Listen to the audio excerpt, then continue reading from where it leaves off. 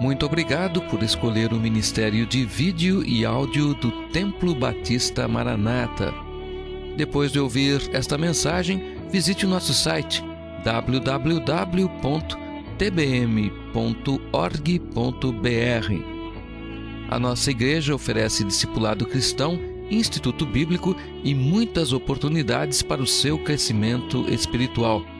Que Deus o abençoe. Maranata, ora vem, Senhor Jesus.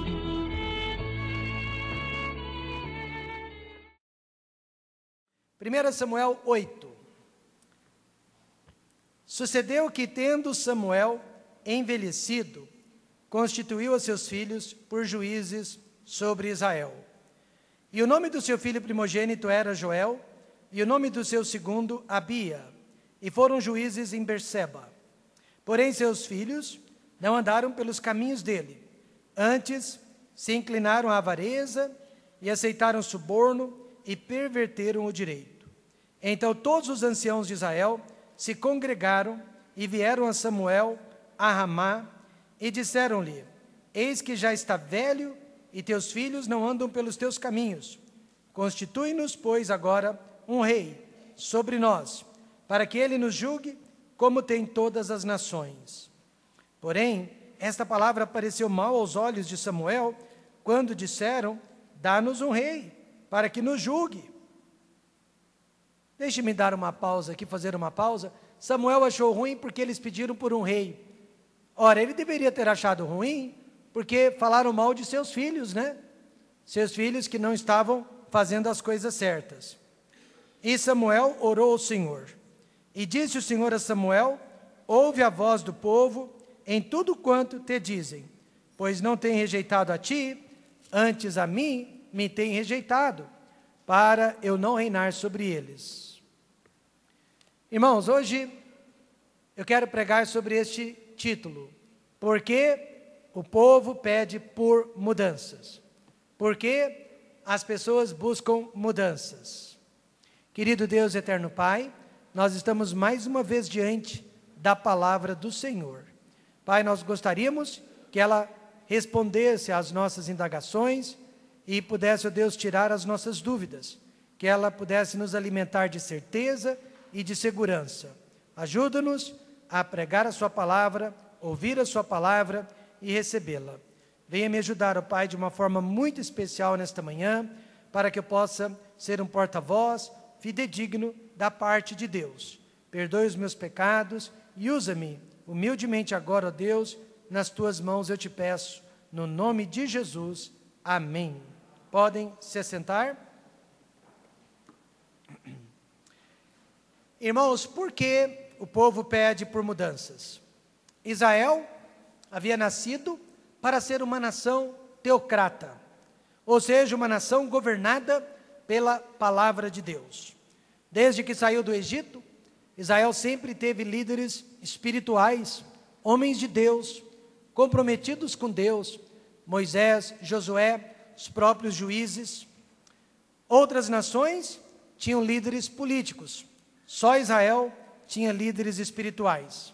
Mas de repente, Israel estava cansado dos líderes espirituais e queria ser uma nação governada pela monarquia. Hoje em dia podemos ver que as nações teocratas são uma ameaça para a paz mundial.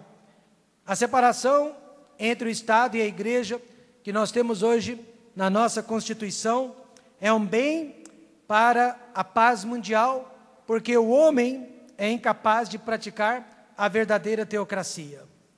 Israel, no entanto, foi a única nação que poderia ter sido uma nação teocrata, porque o Deus de Israel, Jeová, é o único e verdadeiro Deus que existe. Ele é o Criador dos céus e da terra. Não só uma nação, mas o mundo inteiro um dia será uma teocracia durante o reinado de Jesus Cristo. Finalmente haverá paz, haverá justiça, mas por enquanto o mundo é um lugar menos pior sem os ayatolás e qualquer outro tipo de governo religioso que possa existir. Nunca vou esquecer as cenas no Afeganistão, quando o regime do Talibã foi derrotado pelo exército americano. De repente, as pessoas foram libertadas. Podiam sair às ruas, dançar, fazer a barba, fazer as unhas, cortar os cabelos. Coisas que eu e você fazemos todos os dias, sem pensar muito no assunto. Aquelas pessoas não podiam fazer, eram proibidas, por causa da religião daquele país, que dominava aquele país. Israel, cansado de ser uma nação religiosa, disse: queremos um rei, queremos ser como as demais nações do mundo. Não era a vontade de Deus que tivesse um rei naquele instante, mas de tanto insistir, Deus concedeu o desejo de seus corações. Cuidado com o que você deseja, cuidado com o que você pede de Deus, porque às vezes Deus acaba lhe dando o que você tanto insiste e tanto pede dele. Eu creio que essa foi a maior mudança que ocorreu na vida de Israel. Eles pediram um rei para que fossem iguais às outras nações. Um rei eles receberam e se tornaram como as demais nações. Agora, nós podemos perceber essas mesmas tendências nas igrejas hoje em dia. As igrejas hoje em dia também, elas querem ser como as outras igrejas, ou elas querem ser como as outras nações.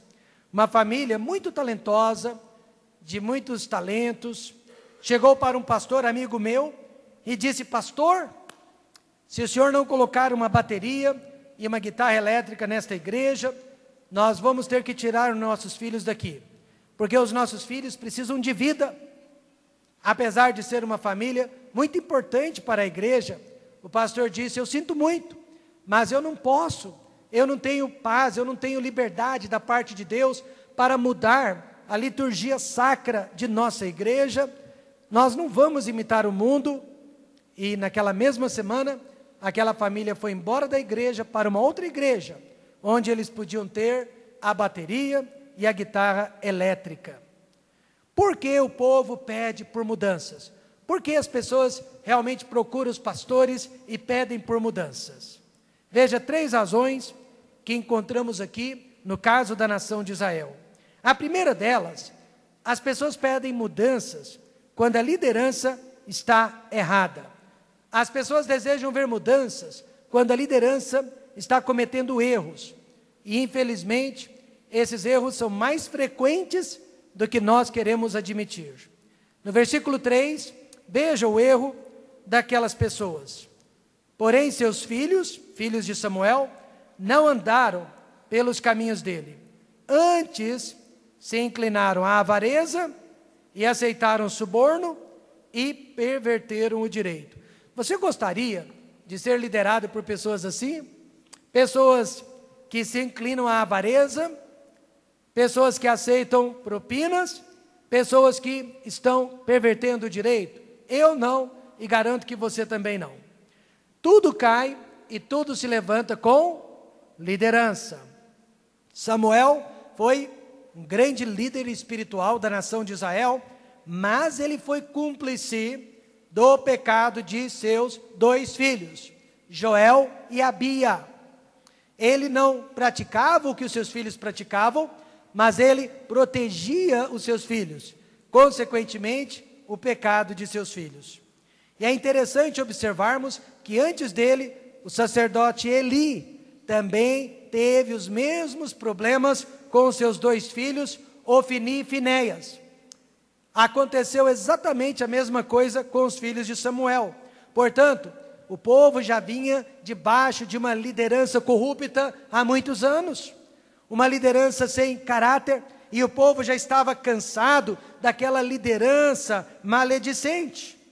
Eli e Samuel foram coniventes com o pecado de seus filhos. Deixe-me dizer-lhe, mesmo que você não seja culpado do mesmo pecado, se você é conivente aos olhos de Deus, você é culpado também. Eles foram verdadeiros homens de Deus, mas seus filhos não eram.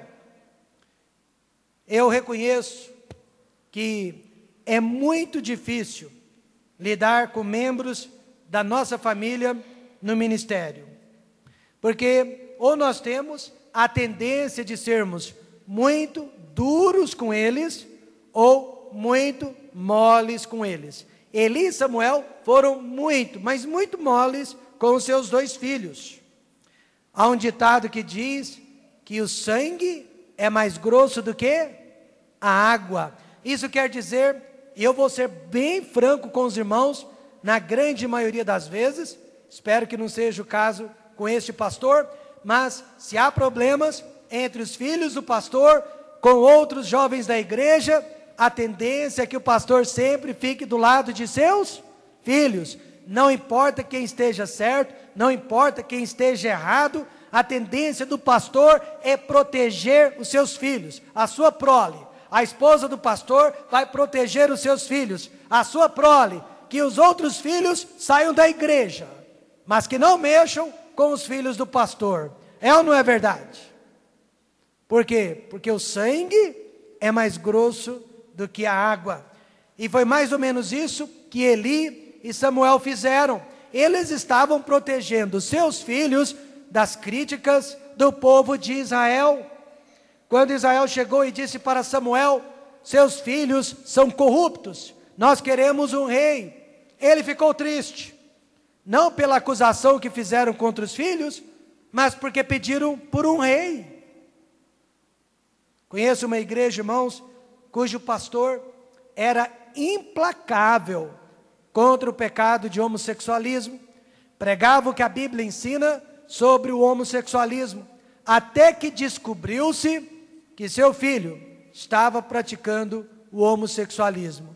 De repente, ele quis proteger o filho e ficou contra a liderança da igreja, os diáconos e outros irmãos líderes da igreja.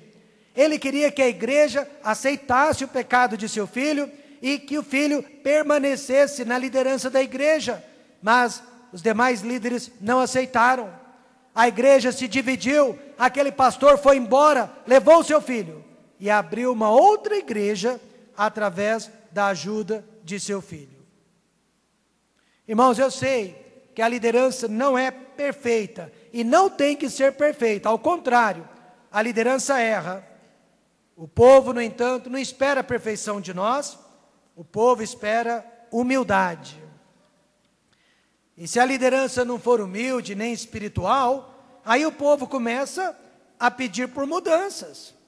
E algumas mudanças são até necessárias, mas na maioria das vezes são antibíblicas. Veja então os 2 pecados da liderança em Israel que levaram o povo a pedir por mudanças. Primeiro, a avareza. E a avareza tem a ver com dinheiro, com bens materiais.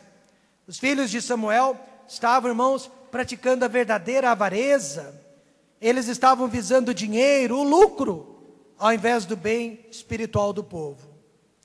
Veja, irmãos, uma liderança que visa dinheiro vai errar de várias maneiras. Primeiro, irá fazer acepção de pessoas.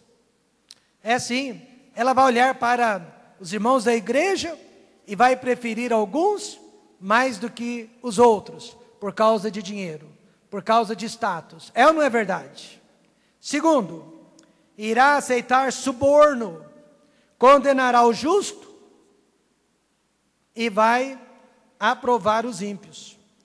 E terceiro, vai interpretar a lei, mas de acordo com os seus próprios interesses. Nós não temos visto isso no nosso próprio sistema de governo, mas nós vemos isso também até mesmo dentro das igrejas, fazendo acepção de pessoas, aceitando o suborno e interpretando a lei de acordo com os seus interesses políticos. Irmãos, ainda que isso seja normal lá fora, não é normal aqui dentro.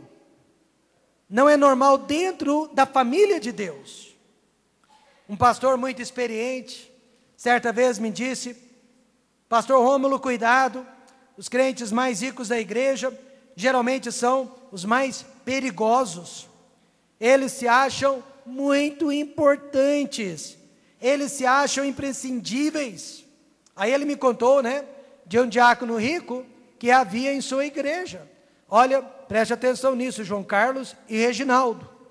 Vocês que são ricos, prestem atenção nisso.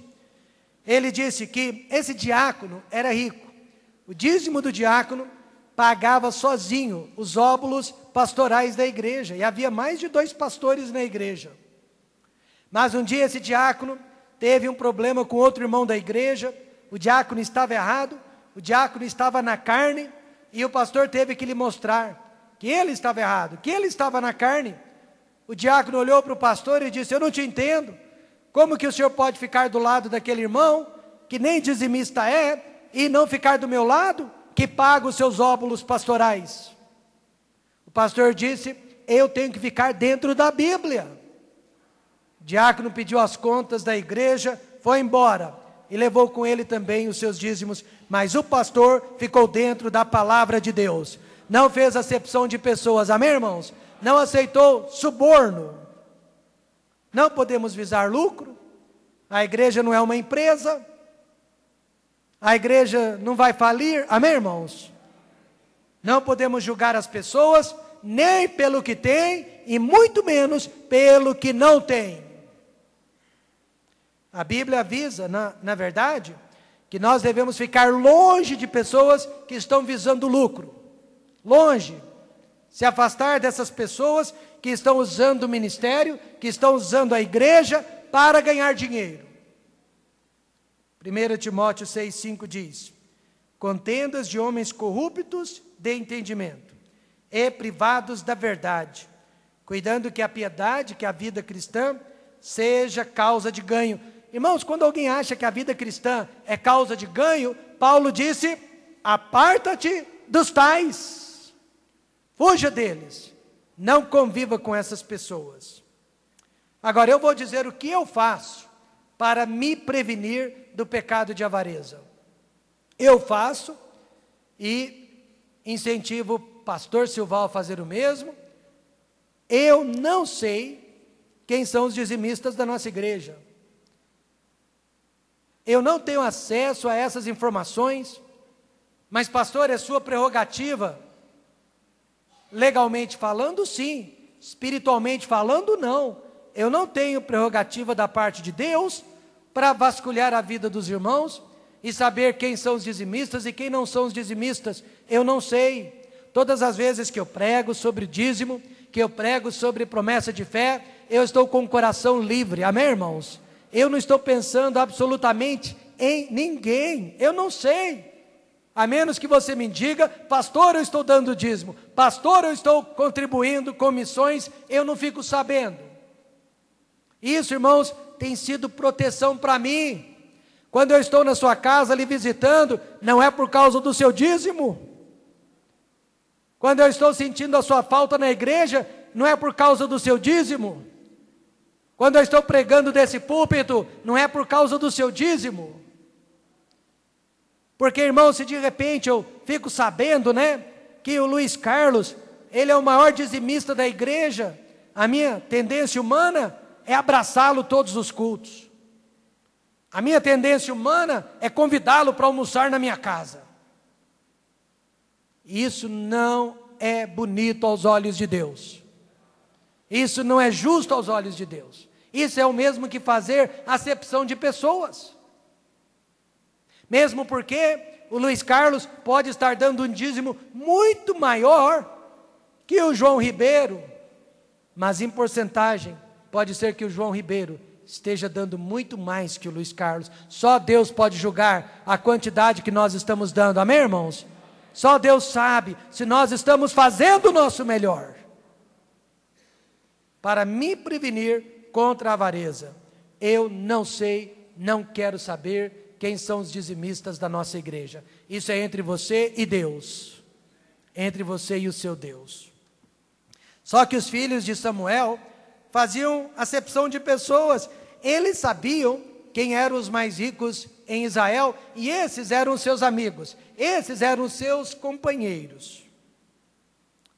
Irmãos, a avareza é um pecado tão grave, tão sério, como o adultério na vida de um pastor ou homem de Deus. E pessoas, quando percebem a avareza na liderança da igreja, começam a pedir por mudanças.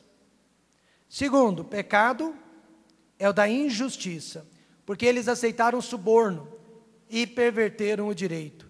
E direito aqui não é só o direito das pessoas, mas principalmente o direito de Deus. Sabe quem é a pessoa com o maior direito na nossa igreja? É Deus. Eles não estavam mais observando a lei de Deus. E quando isso acontece, o nome de Deus é blasfemado e, é claro, o povo de Deus é prejudicado. Eu creio que o verdadeiro líder é aquela pessoa que ama as pessoas, usa os bens materiais. Mas os filhos de Samuel estavam fazendo o contrário. Eles estavam amando os bens materiais e usando as pessoas. Ezequiel 34, verso 2 diz: ai dos pastores ou líderes de Israel, que se apacentam a si mesmos. Não devem os pastores apacentar as ovelhas? Certo pastor nunca teve o ministério de visitar as suas ovelhas. Ele achava que seu ministério era apenas o de pregar e pregar na igreja. Até que um dia, o seu melhor dizimista deixou de ir à igreja e começou a frequentar uma outra igreja. Aí, pela primeira vez em muitos anos, ele foi visitar aquele irmão. E aquele irmão, sinceramente, honestamente disse: pastor, esta é a primeira vez que o senhor me visita. E o senhor não está aqui por causa de minha pessoa, mas por causa de meus dízimos. Você sabia que é muito fácil cometer injustiças quando você está num cargo de liderança? Veja como que é fácil patrão ser injusto para com seus funcionários. Veja como é fácil professores cometerem injustiças com os seus alunos. E como é fácil também pastores cometerem injustiças para com as suas ovelhas e pais para com os seus filhos. Mas veja a oração de um certo gerente: Senhor, quando eu estiver errado, faça-me mudar. Quando eu estiver certo, não me deixe orgulhar. Que a força do meu exemplo seja maior que a força da minha posição. Eu quero liderar através do exemplo e não através da força. E é interessante observarmos que Samuel não foi como seus filhos, longe disso. Ele nunca praticou a avareza, ele nunca praticou a injustiça. Até que no capítulo 12, Samuel desafiou o povo: quem dentre vós pode me condenar, pode me acusar de avareza ou de injustiça? E o povo teve que dizer: em nada nos defraudaste, nem nos oprimiste, nem recebeste coisa alguma da mão de ninguém. Samuel, você não tem culpa de nada. Então, qual foi o fracasso de Samuel? Não foi o seu caráter, mas seus auxiliares, que não tinham o mesmo caráter que o dele. Porque o povo pede por mudanças? Quando a liderança não é boa, quando a liderança é injusta, quando a liderança está errada, equivocada, quando a liderança pratica injustiça, aí o povo pede por mudanças. E a primeira delas, mudam de igreja. Vão embora, vão para outra igreja.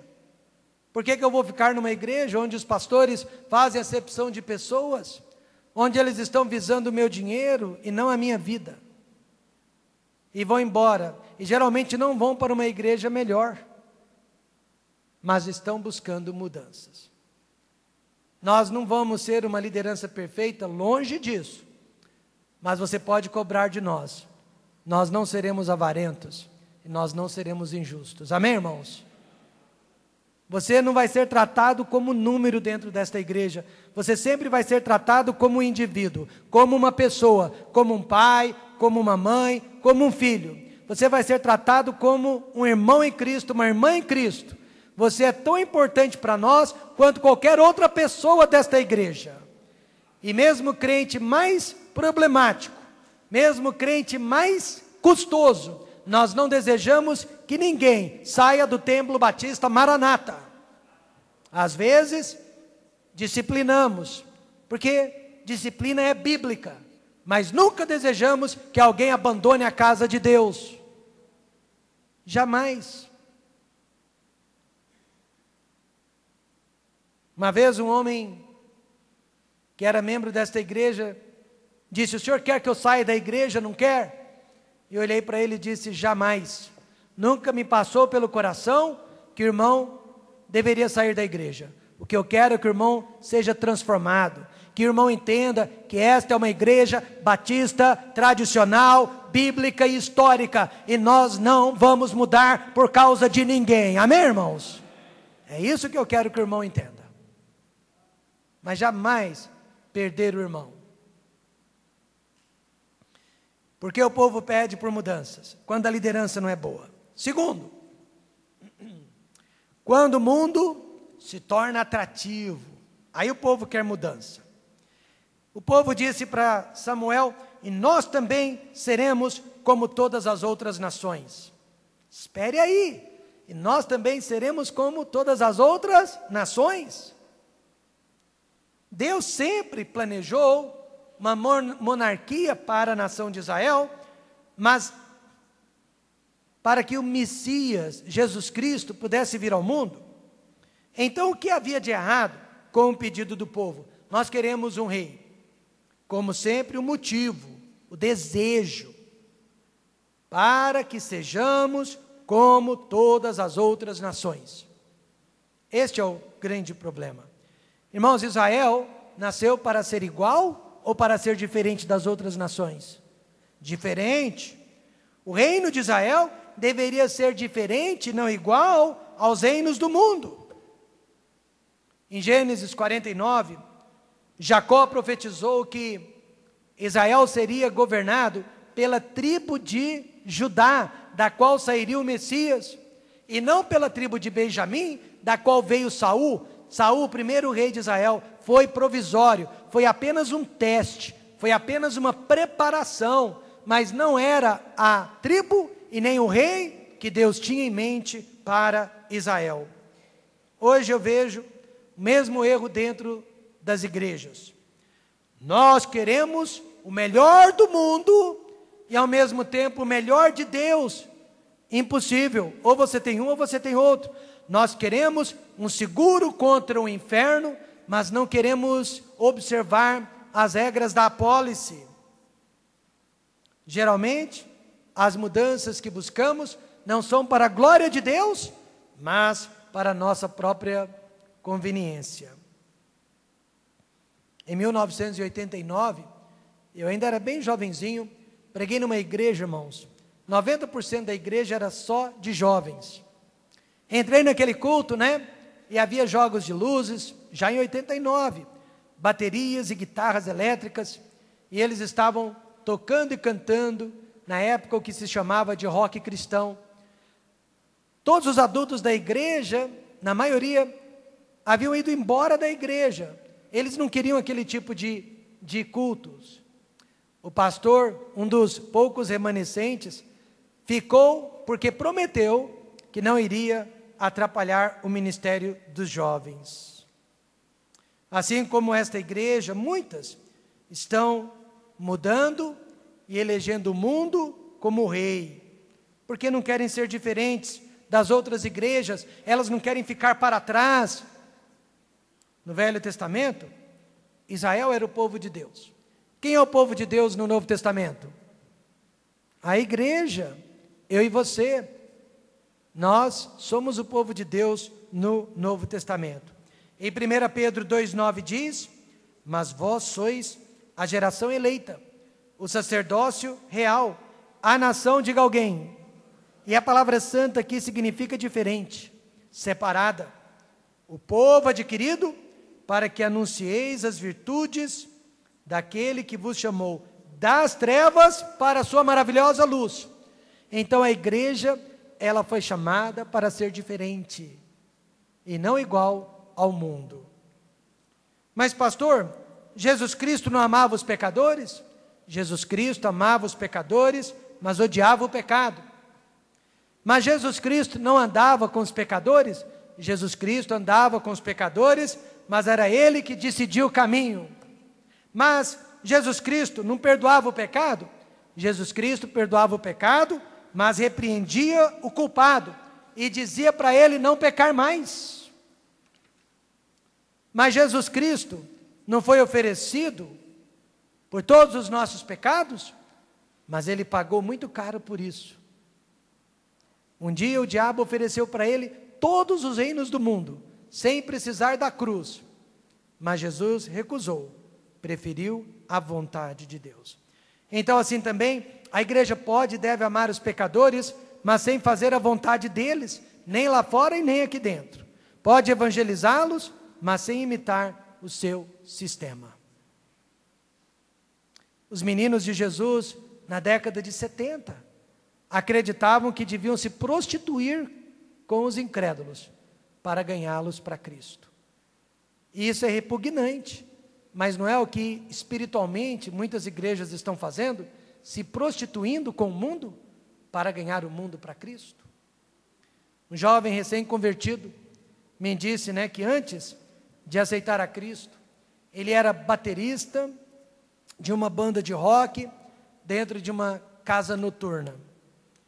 Agora ele estava na igreja, e eu perguntei se ele sentia falta da banda, se ele sentia falta das músicas.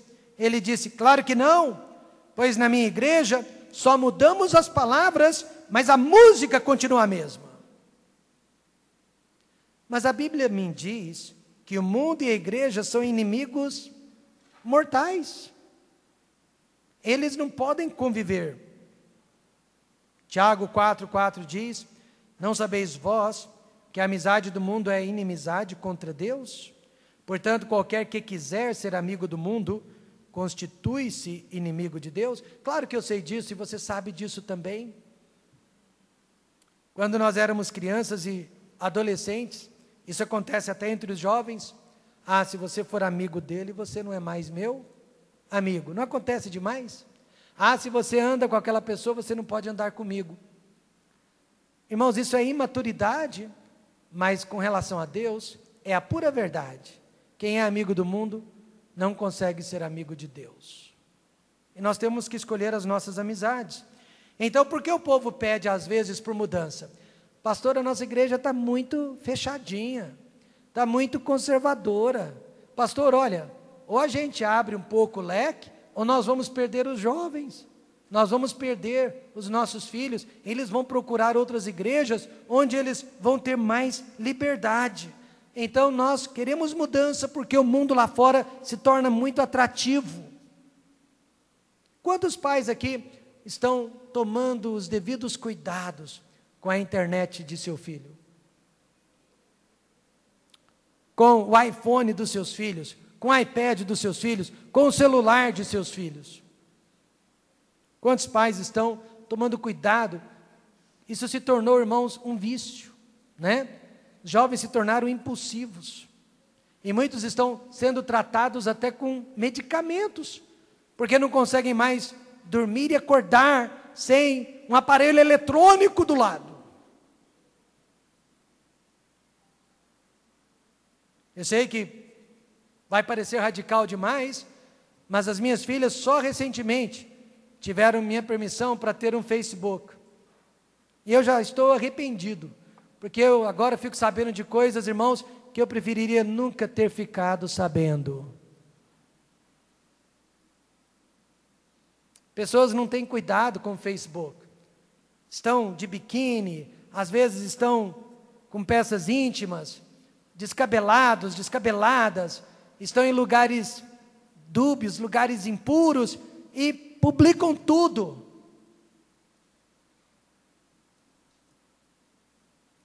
Dizem que as empresas agora analisam tudo, o perfil do candidato, e vão para o Facebook do candidato, vão para a internet e descobrem tudo o que querem sobre o perfil daquele candidato.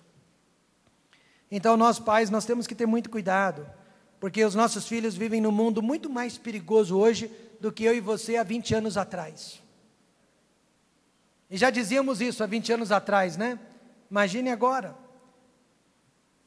Então o povo pede por mudanças. E eles dizem assim, já que essa igreja não me oferece o que eu quero, eu vou para outra. Nós não queremos perder ninguém, porque a liderança erra. Mas se perdermos porque o mundo lá fora é atrativo, aí a culpa não é nossa. Aí a culpa é do pai, da mãe, que não ensinaram os verdadeiros valores desde cedo para os seus filhos. Quantos podem dizer amém? É a verdade. É a verdade. E em último lugar, pessoas pedem por mudanças quando há afastamento espiritual na vida delas. Esse povo aqui não era inocente, não. Eles criticaram os filhos de Samuel, tinham razão, mas, irmãos, eles queriam mesmo receber tudo que o mundo tinha para oferecer, e eles estavam longe de Deus. Deus disse isso no verso 7, e disse o Senhor a Samuel: ouve a voz do povo em tudo quanto te dizem, pois não tem rejeitado a ti, antes a mim me tem rejeitado, para eu não reinar sobre eles. Sabe aquela família que disse para o pastor, amigo meu, ou o senhor coloca uma bateria, guitarras elétricas, ou nós vamos para outra igreja? Aquela família não rejeitou o pastor, não rejeitou a igreja, rejeitou a Deus. Estava fria espiritualmente, precisava de barulho, precisava alimentar a carne para continuar dentro de uma igreja. Dentro da igreja nós não alimentamos a carne, nós alimentamos o espírito. Já basta alimentar a carne durante a semana, com a televisão que assiste, com a internet que acessa, com os amigos que tem. Na igreja nós vamos alimentar o espírito, para ver se há uma chance para nós. Não precisamos alimentar a carne dentro da igreja também, amém, irmãos? A igreja é um santuário, a carne tem que ser sacrificada no altar de Deus. Apesar do poder de Deus na vida de Samuel, e era muito, Israel estava vivendo há muitos anos longe da presença de Deus.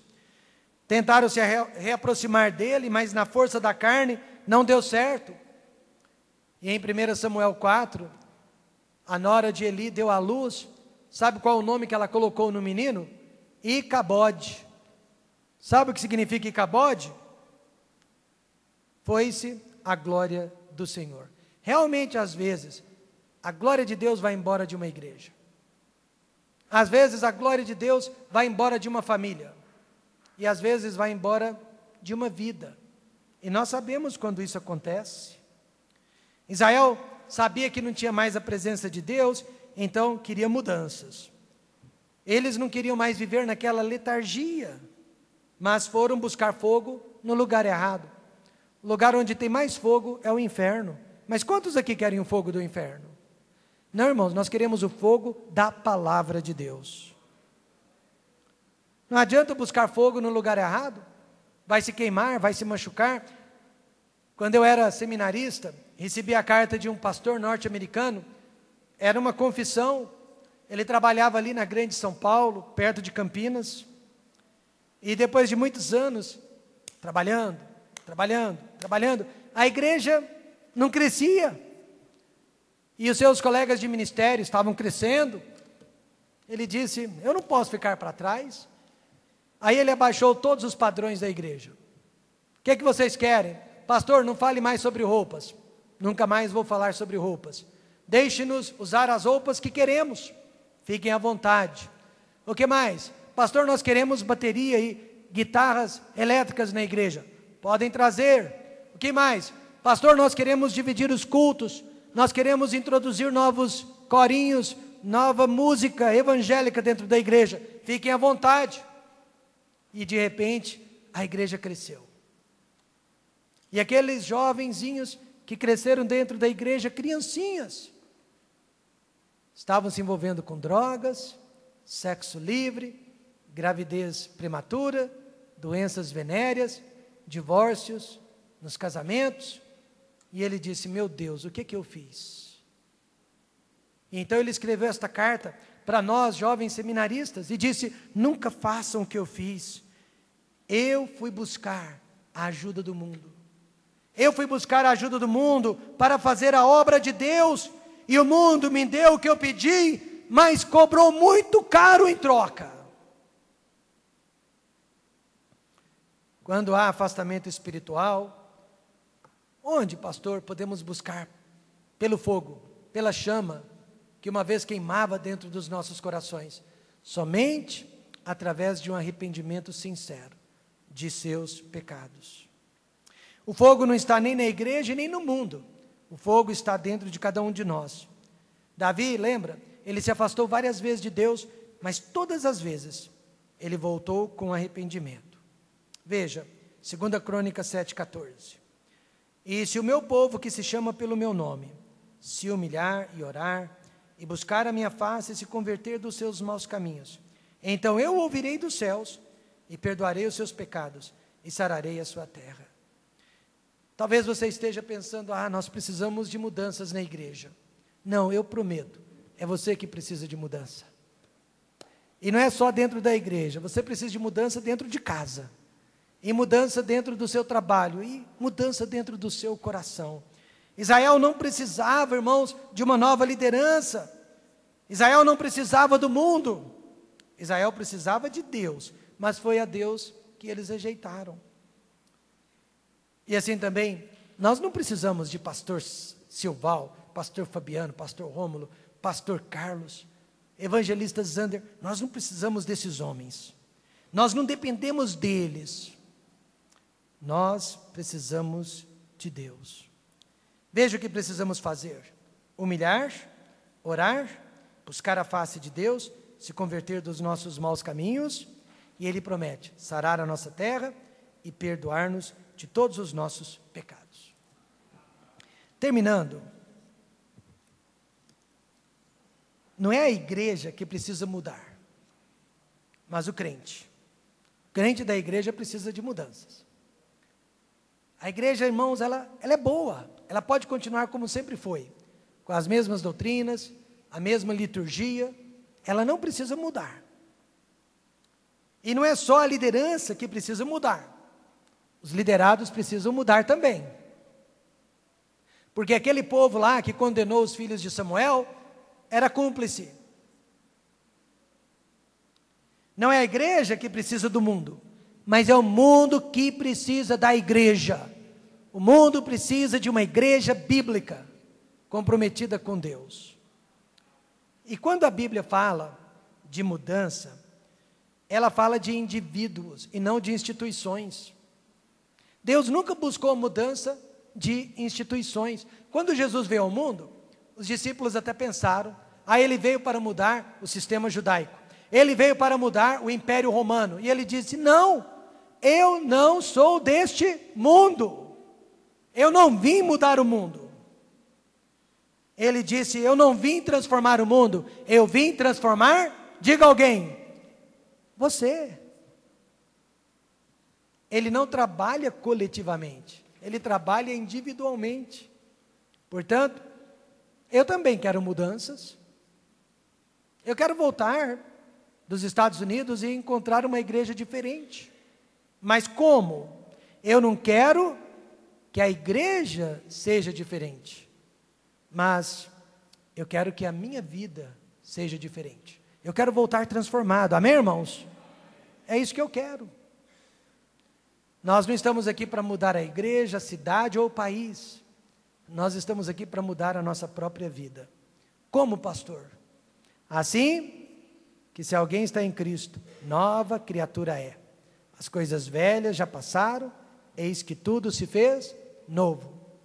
Se você passar pela porta e dizer algo assim, pastor, quando o irmão voltar, vai encontrar uma outra igreja, eu vou morrer do coração, eu vou dizer, eu não quero ver uma outra igreja. Mas se você passar por mim, pastor, quando o irmão voltar, vai encontrar um novo Djalma, uma nova Gláucia, um novo Carlinhos, um novo João, um novo Zezinho, um novo Rômulo.